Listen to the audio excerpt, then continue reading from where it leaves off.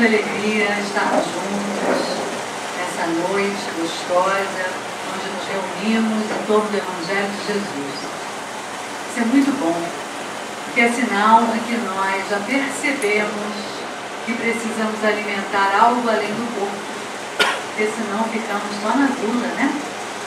E aí, lembrando o nosso Mestre Jesus, quando nos dizia, para a nossa própria tranquilidade, buscai primeiro o reino dos céus, e tudo mais vos será acrescentado. Já tem mais de 2000 anos, né? Que ele passou por nós, encarnado, deixando várias diretrizes, não para que ele se sentisse melhor, não para que ele fique mais feliz, mas para que nós possamos evoluir. Ele também nos disse, eu sou o caminho da verdade e da vida, ninguém vai ao Pai senão por mim. Ah, mas eu não quero ir ao Pai. Será que não?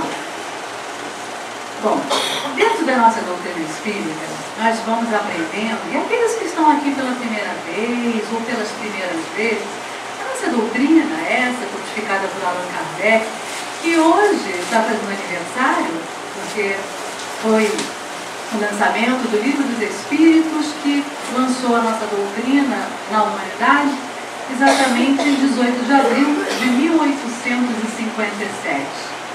É bem novinha, diante de outras religiões, mas já faz uma enorme diferença. Então, dentro dessa doutrina que nós estudamos, alguns há mais tempo, outros adentrando esse conhecimento agora, alguns apenas vindo por curiosidade, outros por necessidade, outros porque começa a sentir que algo precisa ser buscado, alguma coisa falta, há um vazio que nós buscamos preencher. Será que é conhecer um pouco essa doutrina? Bom, não importa por quais motivos estejamos aqui. O que importa é que estamos juntos para um momento de reflexão, porque aqui ninguém sabe mais do que ninguém. Aqui somos todos aprendizes, viajores da eternidade. Uns bebem um pouquinho mais nessa fonte e aí repartem com os irmãos. E é nessa função de que beber um pouquinho mais no assunto de hoje que eu estou aqui.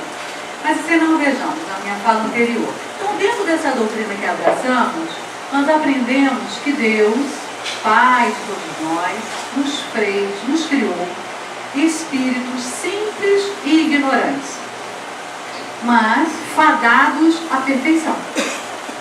Então, quer eu me recuse a evoluir, quer eu aceite, quer eu compreenda ou não, eu vou ter que evoluir. Que é a fala anterior, eu tenho que ir ao Pai. E se Jesus, o Espírito mais perfeito que já passou entre nós, nos diz que ninguém vai ao Pai, ou seja, ninguém evolui, chega a ser um Espírito perfeito, se não for por Ele, não por Ele, gostando dEle, participando das reuniões dEle, mas por aquilo que Ele nos ensina, pelas leis morais que Ele trouxe na sua exemplificação, que Ele trouxe há mais de 2000 anos, e que esta doutrina veio colocar de uma forma mais simples, porque Jesus, muitos ensinamentos, nos deixou por parábolas, porque ainda éramos muito ignorantes. Então precisamos de um outro olhar que o Espiritismo nos traz para esmiuçar, para compreender nas entrelinhas, para tirar o véu da nossa ignorância.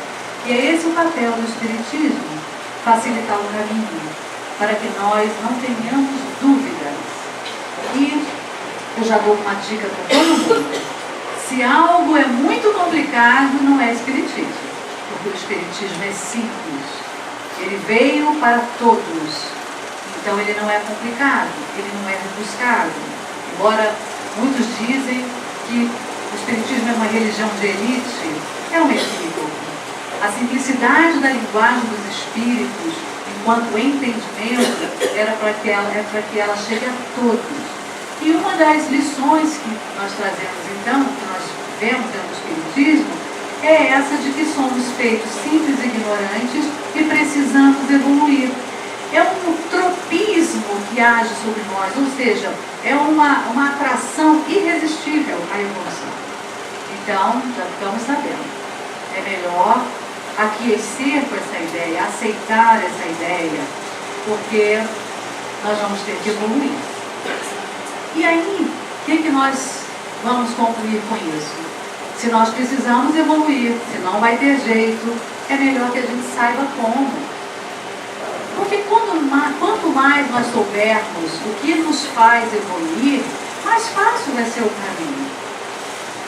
Porque quando nós nos resignamos, quando nós nos tornamos rebeldes quanto a essas leis que nos regem, nós acabamos abraços com sofrimento. Todas as vezes que nós não aceitamos essas leis, elas acabam ficando em desarmonia conosco. E aí o que acontece quando nós nos desequilibramos das leis que nos regem? No nosso sistema de leis dos homens, das nossas sociedades, o que acontece quando alguém burla uma dessas leis? Ela tem que se ressarcir com a lei. Se é um delito civil, ela vai ressarcir monetariamente. Se é um delito criminal, ela vai ressarcir com a pena de privação de liberdade. Não é assim? Porque ela precisa se reequilibrar na sociedade para ser inserido novamente como um cidadão de bem. Ou ressarcindo monetariamente, dando aquele prejuízo que foi causado um status quo, né, restaurando aquele estado anterior, ou então sendo recolhido para a reeducação. Pelo menos utopicamente, o sistema carcerário deveria funcionar como tal, mas esse é um outro aspecto. E quando nós burlamos as leis do Pai, ou seja, as leis que regem todo o sistema planetário, não rege só os espíritas, rege os religiosos, os ateus, todas as raças, todos os crentes de todas as religiões, porque não são leis religiosas, são leis universais. O que acontece? Nós nos desequilibramos e por isso nós vibramos de uma forma contrária à lei do universo, que é de beleza, bondade, perfeição. Então nós adoecemos psiquicamente, mentalmente, emocionalmente e por último fisicamente. Então, compreendermos que somos atravessados por essas leis, é uma grande oportunidade de nós sofrermos menos. E a maioria dos nossos sofrimentos são oriundos dessa não aceitação. Porque nós somos os filhos rebeldes que achamos que sabemos mais que os pais. Estamos na adolescência, onde somos os donos da verdade, não é assim?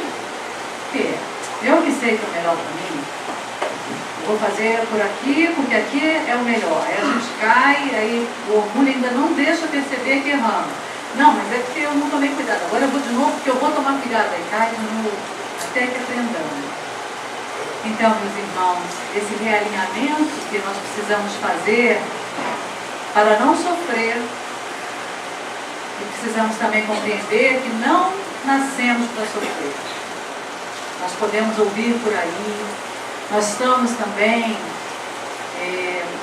dentro de nós temos muitas vidas, muitas informações. Nós, que abraçamos a doutrina espírita, somos reencarnacionistas. Acreditamos que já vivemos muitas existências e muitas outras virão. Temos a imortalidade como um axioma, que é uma verdade incontestável. É um dos princípios da nossa doutrina. Então, se já vivemos muitas outras vidas, temos muitas pessoas dentro de nós, ou seja, muitas personalidades pelas quais passamos e muitas experiências. Então nós temos muito conteúdo para poder trabalhar para poder hoje nos colocar. E muitas dessas experiências nós passamos em outras religiões, acreditando em outras coisas, nos colocando no mundo de formas diferentes. E hoje talvez seja a nossa primeira encarnação, onde a nossa consciência se abre. Nós começamos a compreender um pouco melhor as leis da vida. E começamos então a buscar. Por isso estamos aqui. Poderíamos estar vendo televisão, no cinema, tomando sorvete. Que para a maioria daqueles que ainda não acordaram, que ainda acham que são um corpo, que nasce no berço e morre no túmulo, eles estão buscando esses prazeres. E nós estamos buscando compreender a vida, porque já acordamos, e já percebemos que existe algo mais além dessa matéria. Algo que ainda não compreendemos, mas que já intuímos. E aí, quando pensamos que precisamos estar aqui para aprender, para nos realinhar com essas leis, as quais burlamos, entendemos que não viemos para sofrer. O sofrimento é uma consequência. Viemos para readquirir equilíbrio, muitas vezes restaurando o equilíbrio do corpo, que maculamos em outras encarnações, porque o corpo físico é um retrato do corpo espiritual. Então, viemos para sorrir, para ser felizes e compreender. E se estamos sofrendo, se estamos chorando, é a hora de parar e perguntar: aonde eu não estou compreendendo a minha vida? Que lei eu continuo burlando e não compreendo? Porque eu vim aqui não para sofrer, para aprender. E como diz Eckhart Tolle no livro O Poder do Agora, eu vivo citando, o sofrimento só é necessário até que não seja necessário. Então, quando compreendermos que ele não é necessário, que eu não preciso sentir a dor que eu fiz sofrer ao outro, porque agora eu já compreendo que dói, não mais sentirei dor. Quando eu compreender que uma situação difícil quer me ensinar algo, a minha consciência se abre e eu vou perceber que eu não preciso sofrer. E isto é um processo que vai me levar à evolução.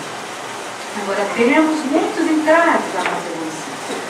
E hoje o tema que trago para os irmãos é um desses entraves, que nós precisamos superar para evoluir, que é o medo. O medo é um grande entrave à nossa evolução. Porque não conseguimos evoluir, porque o medo é paralisante. Ah, mas eu não tenho medo, sou uma pessoa destemida, será? O medo se manifesta de várias formas. E o medo, vou dar uma notícia para quem se acha muito corajoso, está dentro de cada um de nós. Porque é uma emoção básica, é básica no ser humano. Está dentro de cada um de nós, fazendo parte do nosso patrimônio emocional. E que bom que temos medo. Porque ele é aquele que nos faz tomar cuidado. Pensar na consequência quando vamos fazer algo.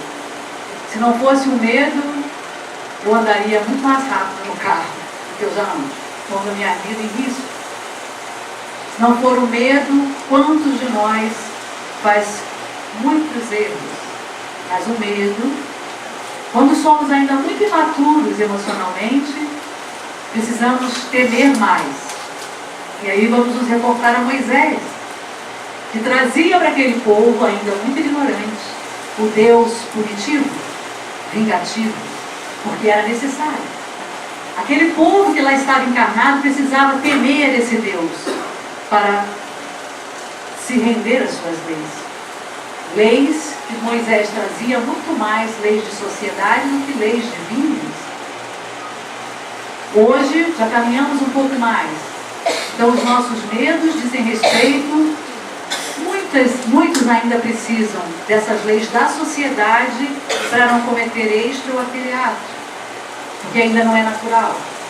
Então é necessário que venha um medo da restrição de liberdade, ou um medo de pôr a mão no bolso, para que aquele ser que ainda é imaturo possa recuar diante de um erro. Então o medo, que está dentro de todos nós, nos ajuda, ele é o grande conselheiro, quando bem usado. Quando nós nos desequilibramos nessa emoção básica, vem diversos transtornos. O primeiro deles é paralisarmos nos nossos talentos. Como disse o nosso Emmanuel, trazendo uma passagem do Evangelho de Jesus, que a nossa irmã Leona prepara nesse livro Fonte Viva. A parábola dos talentos. Aquele servo que recebeu um talento e por medo o enterrou. Quantos de nós andamos aí a enterrar os nossos talentos? Porque temos medo. E aí o medo, ele toma conta de muita gente. No consultório eu lido com muitas fobias. E esse século onde nós estamos vendo que é a limpeza planetária, as sombras estão surgindo. As sombras em todo lado, na política, na economia, na natureza e dentro de nós. Porque precisamos vê-las para iluminá-las. Então, os transtornos psíquicos estão vindo à baila. Estão emergindo nos seres para que eles cuidem, para que eles tratem. Porque nós vamos adiando as nossas questões, encarnação a encarnação. Porque nós somos reencarnacionistas, não podemos ser acomodados. E muitas vezes usamos o álibis espirituais para não evoluir.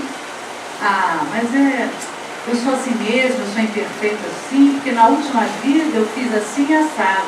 Por isso que eu estou sofrendo aqui. E aí também, é o outro lado. Pois é, mas é tão difícil fazer a reforma moral, mas ainda bem, né? Porque eu vou ter outra chance. Lógico que vou. Vai ter muitas. Quantas forem necessárias. Mas igual a essa, pode dar a Deus. Mas pode ser melhor. Pode. Alguém dá uma chance boa, maravilhosa para alguém que desperdiçou a última? A gente até dá chance, né? Mas com mais restrição, não parece lógico? Tem bilhões de espíritos na fila da reencarnação, ligados ao nosso planeta, ligados ao nosso país. Se nós desperdiçarmos essa encarnação, será que teremos outra tão facilmente assim? Será que não tem outros irmãos que têm méritos para estarem encarnados? Porque é na carne que nós evoluímos. Nós até aprendemos enquanto estamos na espiritualidade. Mas a prova é aqui.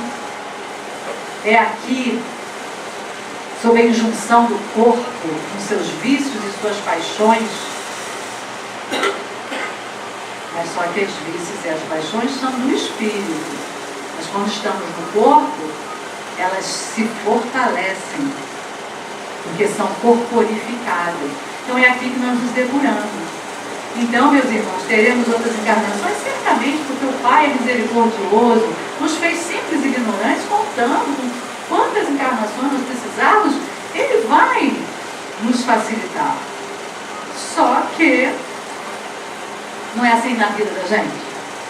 Quantas vezes a gente só dá valor a alguma coisa quando perde?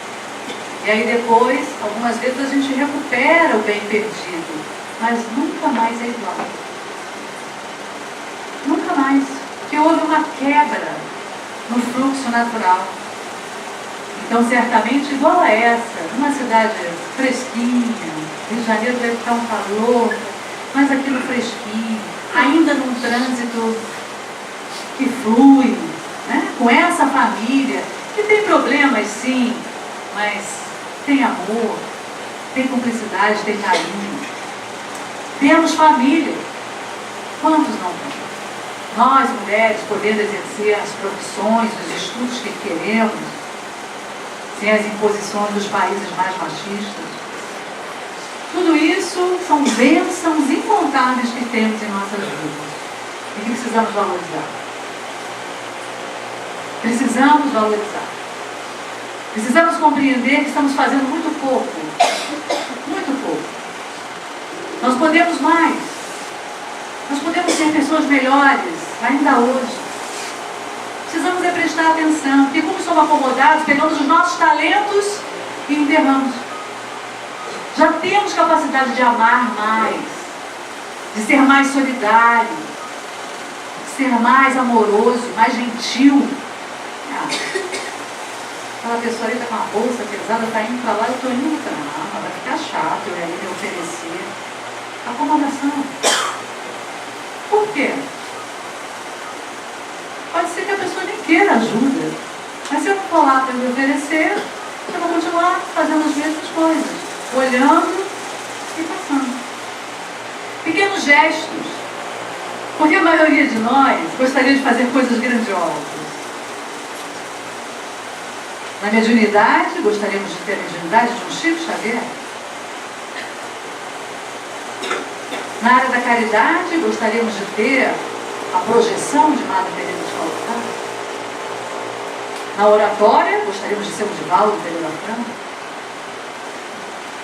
E por falar em Divaldo, a sua mentora Joana de Ângeles nos fala que nós precisamos nos vencer nas pequenas coisas. Nessas pequeninas, nesses gestos de solidariedade, de amor que nós não fazemos. E se não fazemos as pequeninas, como queremos as grandiosas? Se não conseguimos deixar de fazer pequeninas coisas que são erradas, como vamos fazer coisas grandiosas? Evitar grandes erros. É no dia a dia. É nos tomando nossos impulsos em pequenos gestos. Já comi um pedaço de torta, eu vou comer outro. Eu sei que isso vai me fazer mal, depois eu não vou ficar bem, é muito açúcar, mas eu vou lá e como. Mas era só mais um pedaço de torta. Se eu não consigo dizer não para um pedaço de torta, como é que eu vou conseguir dizer não quando esse não me exigir muito maior desprendimento? São essas pequenas coisas que nós já podemos fazer. Eu agora entendi que o álcool não é uma coisa boa.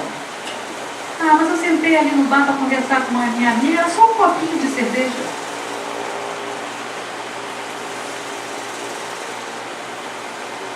Será que era só um copinho de cerveja? O que eu quero para mim? Eu quero evoluir. O que é evoluir?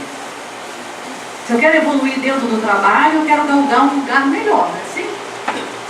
Se eu entro na faculdade no primeiro ano, o que é evolução? Chegar à formatura. E na evolução moral do ser humano, é essa que somos chamados? É nos tornarmos melhor. Para nos tornarmos melhor, temos que fazer coisas melhores. Eu não posso fazer as mesmas coisas e achar que eu vou ficar melhor. Mas um dia eu vou inventar a pílula da evolução espiritual e eu vou tomar. E aí eu fico esperando. E muitos de nós se paralisam pelos medos. Voltando ao assunto, a moça fala muito. E aí nós vamos ter a origem, a gênese dos nossos medos em algumas fontes. Nós vamos ter as fontes de existências passadas. Porque a maioria dos nossos medos mais fortes, aqueles que nos paralisam no dia a dia, aqueles que fazem muitos pacientes chegarem ao consultório, são oriundos de coisas passadas. Grandes medos, a pessoa que tem muito medo de algo, ela não tem medo de algo que vai acontecer, embora ela ache que seja. É medo de algo que já aconteceu. Foi algum evento do passado que aconteceu e essa pessoa, então, tem medo que se repita, porque isso está gravado em nosso inconsciente. Temos também, oriundo da infância, muitos medos. Pais castradores, pais punitivos, ambiente desestruturado dentro do lar, de agressão, de alcoolatria, de drogadição, de agressões psíquicas, de linguajar chulo, onde as crianças foram submetidas a medos. Isso vai repercutir no ser, vai fazer com que mais tarde sejam geradas fobias de diversas ordens. Então nós vamos ver que os medos, eles são construídos ao longo da nossa existência. E às vezes, ainda hoje, quando nós não trabalhamos algo em nós, e isso fica a gritar. O nosso psiquismo, que é a forma como nós funcionamos internamente, ele é construído através das encarnações e principalmente essa personalidade de hoje construída nessa vida. Então tudo aquilo que nós observamos, principalmente na infância, é o nosso grande patrimônio da forma como nós nos colocamos quando adultos. Então é muito importante. E Joana de Anjos, no livro Ser Consciente, nos fala sobre medos, assim. O medo é inimigo mórbido, que deve ser enfrentado com naturalidade, através do exercício da razão e da lógica. Então, como nós vamos enfrentar os nossos medos? Olhando para eles. Esse medo, que passa a ser um transtorno, ele vira uma sombra dentro de nós. E nós precisamos, então, fazer com que ele venha à tona para nós conhecermos, para nós vermos, estarmos à frente dessa sombra, para que ela se ilumine. E nós vamos ver medos que permeiam todos nós, em diversas esferas, que nós muitas vezes não percebemos e vamos trazendo para nós, juntando com os nossos medos íntimos, trazidos de vidas anteriores e mais sendo alimentados por esse medo que se generaliza na nossa sociedade, nos nossos lares. Como, por exemplo, nós vamos ter os medos da esfera mundial. Hoje há uma preocupação em todos nós com o meio ambiente, com o degelo das calotas polares. Eu vejo pessoas se debruçando em estudos, em preocupações, em posts a respeito da subida das águas do mundo pelo degelo da calota polar ártica. É um medo generalizado que vai tomar conta de vários de nós pelo planeta fora. Nós vamos ter o medo da escassez da água. Agora, no último inverno em Lumiar, que tem água abundantemente, eu fiquei estarrecida, como as nascentes secaram. Coisa que eu nunca pensei em ver. Moro há 15 anos em Lumiar. Sempre houve uma abundância de água, em todo canto que você passava tinha alguma coisa jorrando água.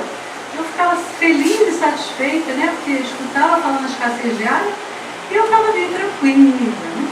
Dentro do meu egoísmo, aqui tem água. Agora não.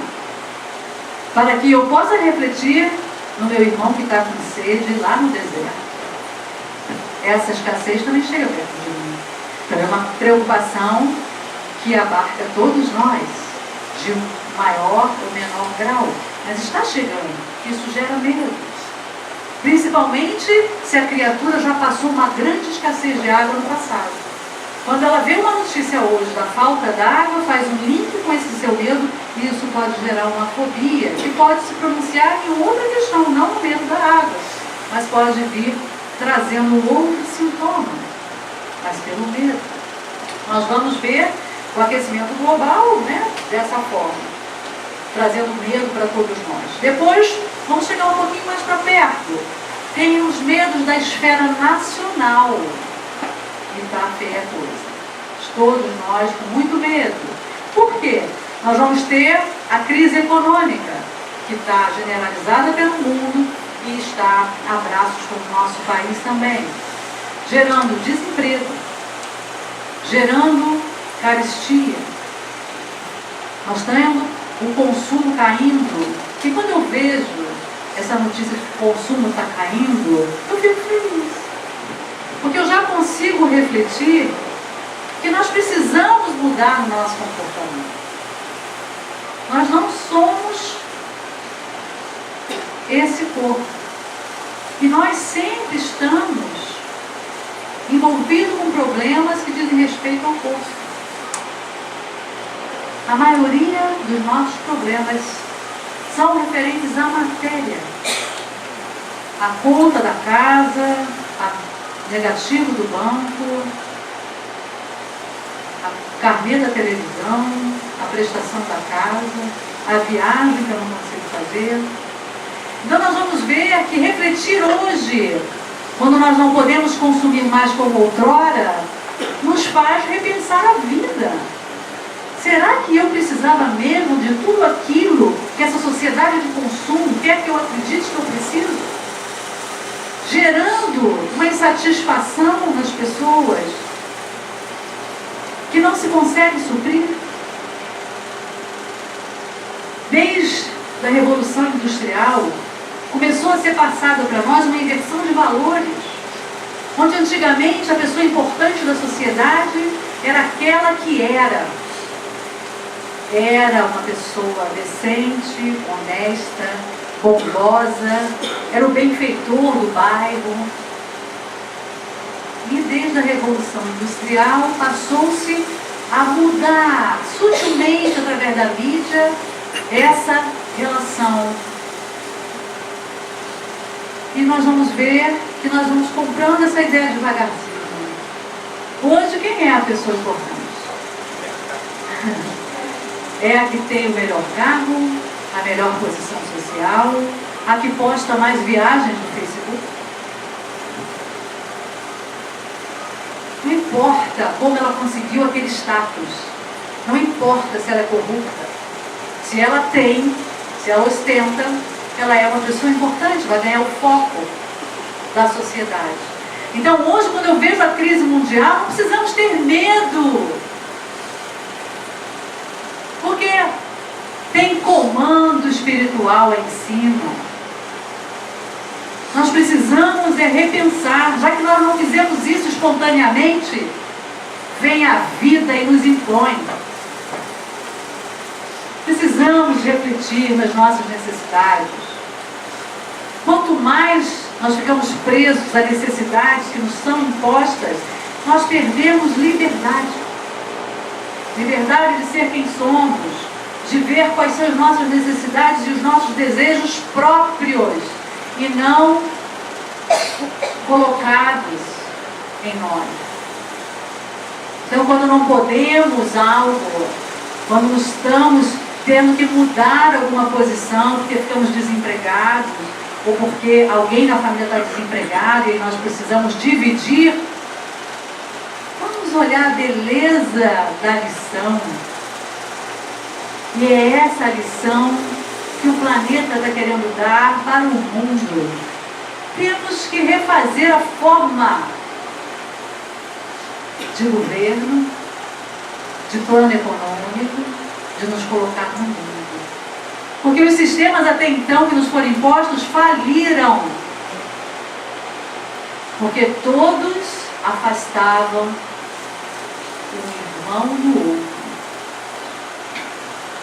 Todos esses sistemas nos levam a uma disputa incessante de poder que nos afasta. E aí nós vamos em direção contrária ao Mestre Jesus. Amai-vos uns aos outros como eu vos amo. Como eu posso amar o meu irmão se eu quero ser melhor do que ele?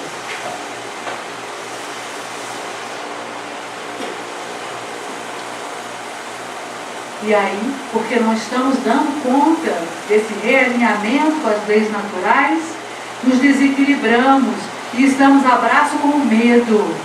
E aí nos apegamos. Meu Deus, e se esse desemprego chegar na minha casa? O que eu vou fazer? E a crise política? Ontem passamos por um momento bem importante em nossas vidas.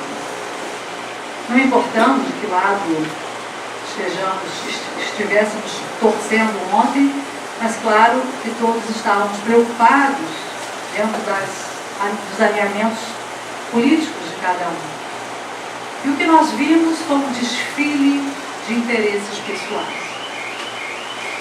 Um desfile de interesses pessoais. E eu fico a me perguntar, se Jesus voltasse, se seria diferente? Querendo repartir o pão, não deixariam? E precisamos pensar então que é preciso que tudo se destrua para que a reconstrução se faça, e a lei de destruição é uma das leis morais que rege o universo. Então não tenhamos medo do que estamos passando. Essa nau não está à deriva. O nosso país, ele é governado por Ismael, que faz parte da falange de Jesus. Bezerra de Menezes, juntamente com Ismael na espiritualidade, já tramavam, já pensavam no futuro do nosso país. Bezerra reencarnou, Bezerra de Menezes, como um desses melhoradores do universo. E muitos outros estão entre nós. Quando nós temos medo do futuro do nosso país, nós nos desequilibramos e fazemos eco com o ódio, com o desequilíbrio, com o mal, que alguns querem nos impingir, mas a maioria de nós somos pessoas de bem, temos amor no coração e precisamos acreditar que existe uma espiritualidade que nos rege e que Deus é o Pai que olha a cada um de nós de pertinho. Nenhuma folha cai sem a permissão de Deus. Eu preciso acreditar nisto, porque é isso que vai fazer com que eu vença o meu medo. É a fé alicerçada no racional. Eu não acredito nisto porque está escrito em algum livro. Eu acredito nisto quando eu olho para a minha vida e vejo que os nãos que Deus me deu foram os melhores sims. Então eu vejo que eu não estou à deriva. Eu tenho um Pai maior que olha por mim. E nós vamos ver, desde o descobrimento, quem tiver interesse na história do Brasil espiritual, pega o livro de Humberto de Campos, Espírito, psicografado por Chico Xavier, Brasil, coração do mundo, pátria do Evangelho, para que vocês possam ver que nós não estamos à deriva. Tudo que está acontecendo está sob o comando dos espíritos que trabalham para Jesus, que é o governador planetário.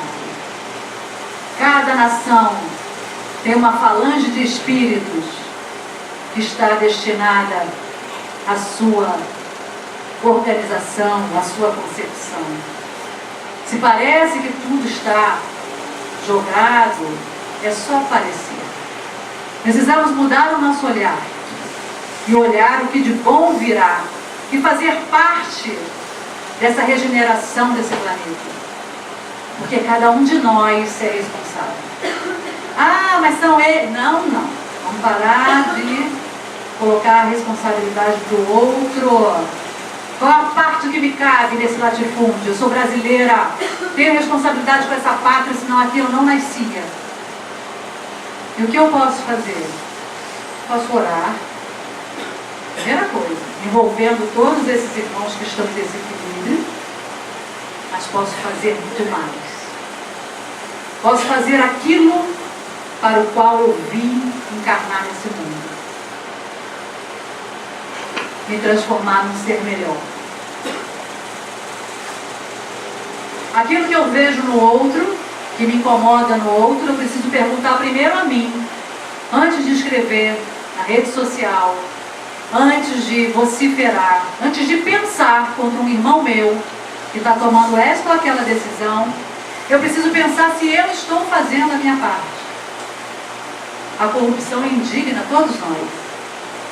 Mas a minha corrupção também me causa indignação? Ah, mas eu não sou político, só político corrompe. E as nossas pequenas corrupções? Agora é a época do imposto de renda. Será que todos nós colocamos tudo que ganhamos no imposto de renda? Será que não tem alguém aqui que vende recibo para ganhar um extra nessa época?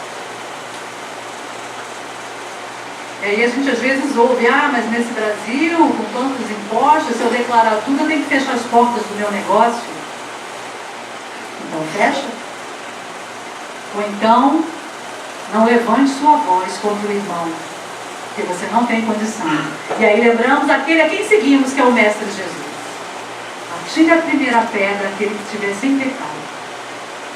É muito fácil apontarmos os erros alheios. Mas isso nos paralisa tanto quanto o medo. E quando nós apontamos o dedo para o outro, temos medo de nos olhar. E vamos continuar paralisados. Porque temos que ver em nós o que precisa ser mudado.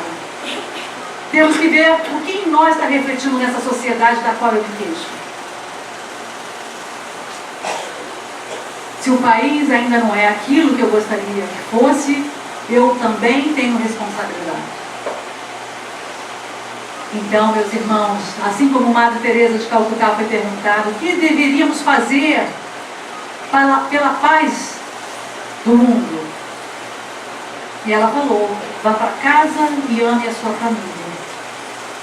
O que podemos fazer pela corrupção do mundo? Eliminarmos a corrupção de dentro de nós. Imagina se cada ser humano fizer isso, aonde vai existir corrupção? Porque a corrupção do mundo é um espelho de nós. É um espelho de que nós temos.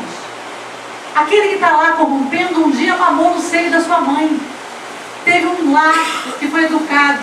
Muitas vezes alguém dizendo assim, não, você tem que tirar 10, você tem que ser melhor do que o seu coleguinha. Será que nós não fazemos isso com os nossos filhos?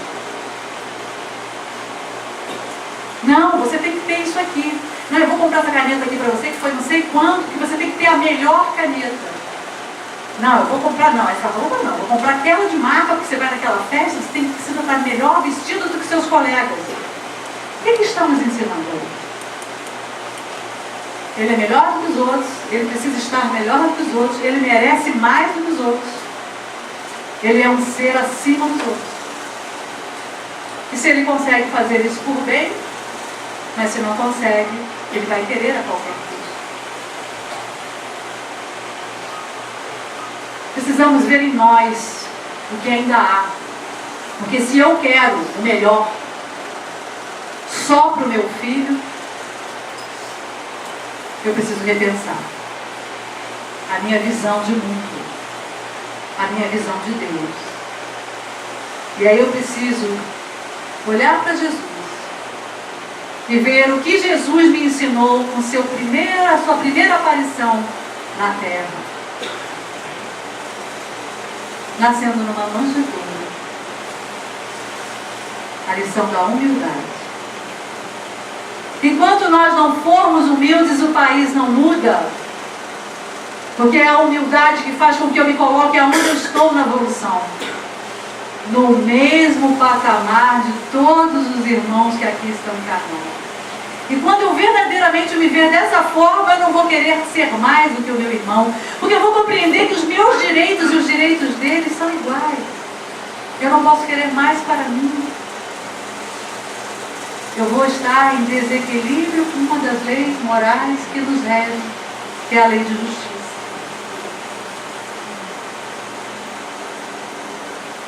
E como eu não estou fazendo nada disso,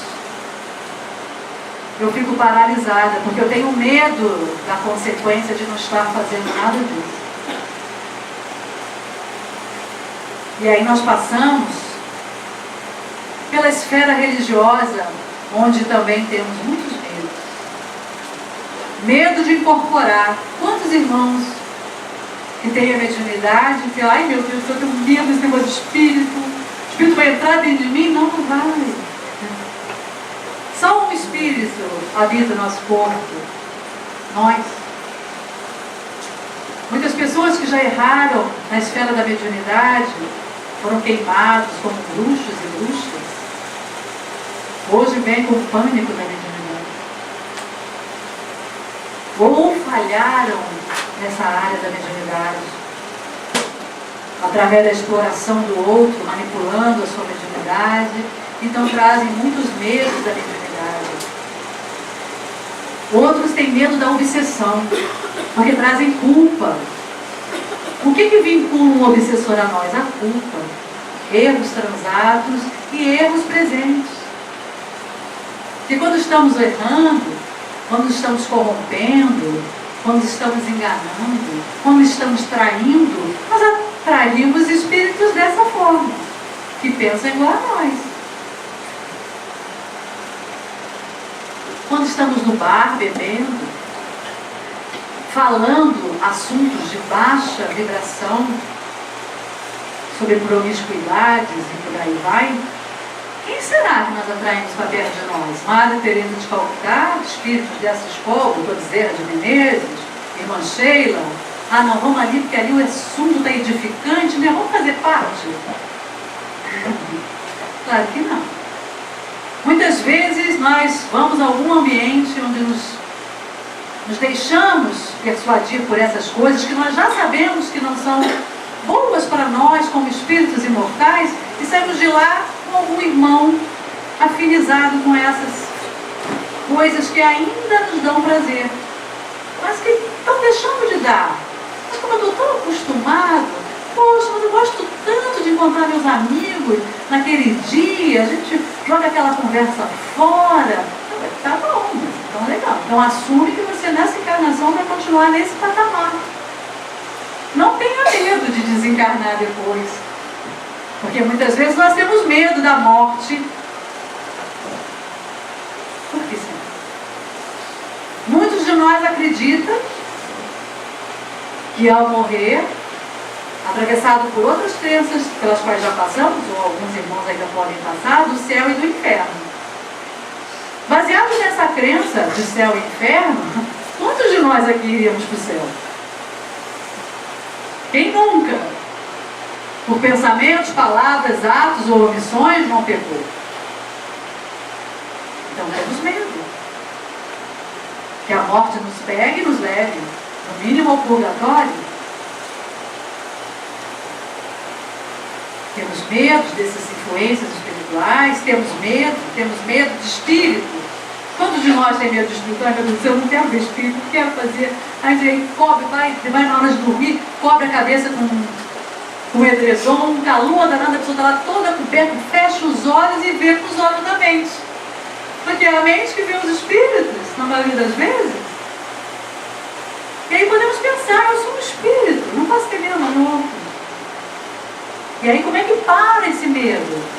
Falando sobre ele. Olhando para esse medo. Precisamos ver os nossos medos para tirar a força. Precisamos conhecer. Temos medo de quê? Vamos pensar sobre isso. Vamos conversar. Ontem eu fui a um enterro da mãezinha de 90 anos, de uma amiga. Levei minha neta de 10 anos. Aí a minha filha falou, mas você vai levar ela quer ir. E foi uma linda experiência. Porque lá em casa a gente fala de morte o tempo inteiro. Para desmistificar esse fenômeno. E principalmente nós que somos espíritas, que acreditamos na imortalidade, é isso que eu ensino para ela. Ela vai à aula de evangelho, aprende isso. E ontem foi uma lição ali, em loco. E eu a levei, inclusive, a um cemitério que eu adoro lá do lugar, que é uma gracinha de frente para o rio, pequenininho. Eu sempre tive vontade de comprar um apartamento lá, desde que eu para lá fui, e aí consegui quando eu fiquei viúva. Não queria dessa forma, não. Aí, enfim. E lá nós temos um apartamento, mostrei para minha neta, então eu falei, olha só, qualquer dia, eu falei, eu acho que daqui a muito tempo você vai estar aqui enterrando o corpo da vovó. Ela me olhou, é a vovó? Eu falei, é. E vai estar assim, tranquila, sabendo que você vai estar enterrando o meu corpo, porque a vovó não vai nem cair, se Deus quiser, se eu me trabalhar o desapego e tal, quando o caixão entrar, eu já estou longe. Aí ela ficou rindo, mas é assim, não teve trauma. Eu fiz a prece na hora lá, de acabar, ela viu, a filha é espírita, a neta também, estavam muito comovidas, mas não tinha desespero, por conta da compreensão, essa senhorinha não sofreu, 90 anos, terminou a sua missão, já estava um pouco ausente, né, na sua lucidez, então foi uma coisa tão natural, na hora, 90 anos, viveu bastante. Então é assim que nós precisamos enfrentar os nossos medos, com lucidez, com racional. Eu tenho medo da morte. Por quê? Em geral, quem tem medo da morte tem medo da vida. É o medo da vida, dos enfrentamentos, de saber quem é. Esse é o nosso maior medo. De ver as nossas sombras. E é muito bonitinho, gente. Principalmente quando vira espírita. A gente lê aquele enunciado lá, aquele capítulo do homem de bem e já se enquadra. Já acha que nessa encarnação vai sair daqui como a perfeição. primeira coisa que a gente faz é mudar o tom de voz. Ah, meus irmãos, boa noite. Eu estou bem, eu estou em paz. Já compreendo. Ah, tá. Aí começa a se enganar. Achar que já possui uma evolução que não tem. E aí não se conhece. E aí quando aparece um ladinho assim, bem sombra, não quer ver. E aí joga para o inconsciente. Mas começa a dar dor de estômago. Porque o medo, que a gente não quer ver e fica com medo de ver quem é, o medo ele ataca o chakra cardíaco e do plexo solar. Aí vem dor de estômago, vem dor de cabeça. Ou então transforma-se numa fobia por algum objeto palpável. Medo de cachorro, por exemplo. Aí vai parar no consultório com medo de cachorro. Você desenvolveu medo de cachorro, tem um pânico. Aí quando você vai trabalhar em consultório, foi só uma colocação, foi só uma transferência dos seus medos, que é mais fácil botar no cachorro, porque aí você não chega perto do cachorro, não se vê. O psiquismo, ele é fabuloso. É encantador. Eu sou apaixonada por essa ciência, porque quanto mais eu estudo, mais eu sei que nada sei e preciso saber mais. É muito bom, porque nos mantém vivos. Imagina se a gente acha num momento que não precisa saber mais nada. É assim? É a busca do conhecimento que nos mantém vivos. Então é assim, buscando conhecimento sobre nós mesmos, sobre o que acontece conosco, que nós precisamos enfrentar os nossos medos. Aí vem o medo na esfera social, medo de se relacionar. Quantos de nós tem medo, começa a se afastar do social? Muitos porque começam a achar que o mundo é hostil. Porque como não param para se olhar, e aí tem uma raiz de culpa, onde precisa se sentir punido, né? Já foi até o assunto da minha última palestra aqui, o triângulo da dor, onde a culpa está enraizada e faz com que o ser humano busque sofrimento para aplacar essa consciência de culpa. Como ele precisa aplacar essa consciência de culpa, ele não está trabalhando essa culpa, ele começa a ver em todos os acontecimentos algo contra ele. E aí o mundo começa a ficar ruim. Que o chefe persegue, a sogra só quer o filho para ela, o filho não faz nada que ela quer, prefere a avó. Aí começa, o vizinho é implicante. E aí todos os segmentos a pessoa começa a ver sofrimento e começa a se retirar do social. E vai se fechando, começa a ter medo de se relacionar, porque todos estão contra ela. E vai se fechando. E aí pode surgir um transtorno chamado agorafobia, que é o medo de estar em público, que é o medo de se relacionar, que muitas vezes é oriundo desse comportamento, onde a pessoa enxerga dor e hostilidade em todo campo.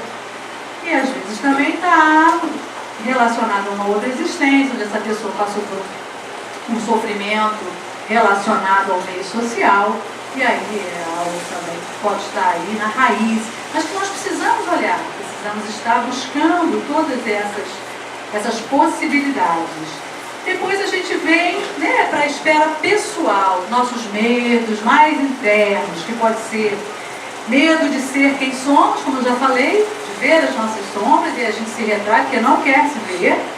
Pode ser medo de não corresponder, pessoas que foram muito cobradas na infância, onde para aqueles pais nada estava bom, onde foram às vezes preteridos por algum irmão que sobressaiu.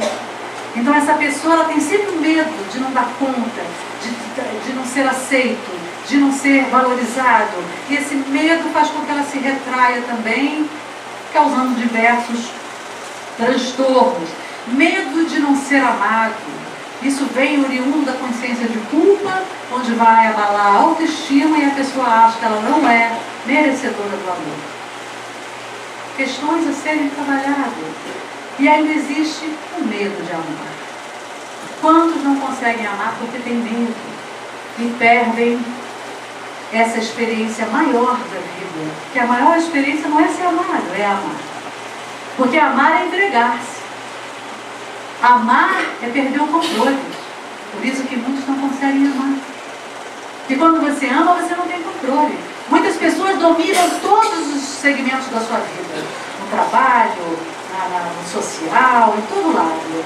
Mas na esfera afetiva buscam não se relacionar. Porque elas têm esse medo do descontrole. Porque amar é isso, é baixar a guarda, é soltar as amarras. O amar transcende o ego. Amar é do self, onde nós nos conectamos com o Pai. Então precisamos perder esse medo de amar. Ah, mas eu já fui traído. Ah, mas eu já fui magoado. E agora? E aí? Teve experiências. Quando nós aprendemos que amar não é esperar amor, que amar não é ser correspondido, isso é troca. Quando nós amamos alguém e queremos que esse alguém nos ame, a gente não está amando. A gente está barganhando, a gente está negociando. Amar é muito mais. Amar é entrega. Amar é querer o bem-estar do outro, ainda que do lado de outro alguém.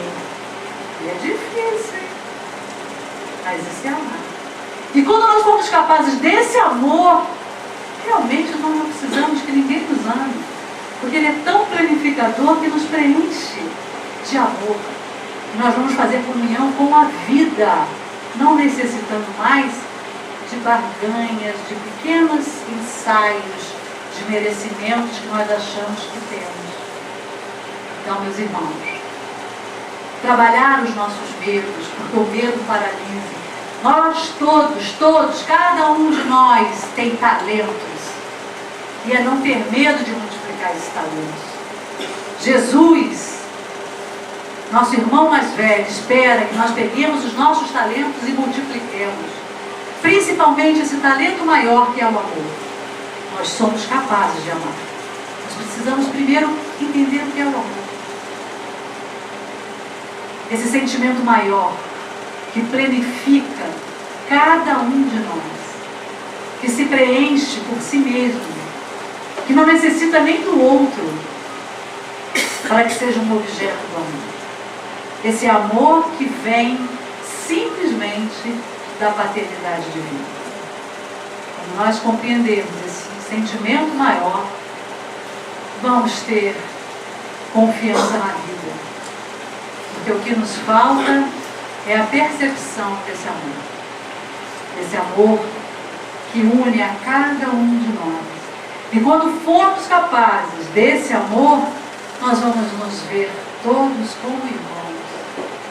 Porque é um amor que nos iguala, que nos faz nos unir pela paternidade desse que, conforme dizer de João Evangelista, é o próprio amor. Deus é amor. Muito obrigada.